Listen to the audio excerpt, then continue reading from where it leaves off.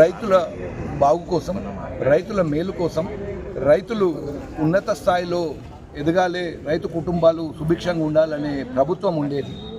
ఈరోజు రైతుల పరిస్థితి ఆగమైపోయింది. అసలు వాళ్ళు వ్యవసాయంలో పొలాలలో పనిచేసుకున్నాడు పోయి యూరియా కోసము వాళ్ళు పడిగాపులు గాయడము, గంటలు గంటలు డేస్ తరబడి అక్కడ ఉండడము, వాళ్ళ చిన్న చిన్న పిల్లల్ని ఎత్తుకొని గర్భిణీ స్త్రీలతో కాక అప్పుడే పుట్టిన పిల్లల్ని కూడా వేసుకొని వాళ్ళు లైన్లో నిలబడి యూరియా కోసము అసలు పడిగాల్పులు కాయడం అనేది చాలా దురదృష్టకరం. ఎప్పుడు కూడా కేసీఆర్ ప్రభుత్వంలో ఎప్పుడు జరగలేదు. ఇది కాంగ్రెస్ ప్రభుత్వము టోటలీ మిస్మేనేజ్మెంట్. వాళ్ళకు రైతుల పట్ల శ్రద్ధ లేదు, వాళ్లకు రైతులని బాగు చేయాలనేది ఏకైక వాళ్ళకు అసలు ఒక 1% కూడా వాళ్ళ ఉద్దేశం లేదు అని చెప్పి మీకు తెలియజేస్తున్నాను.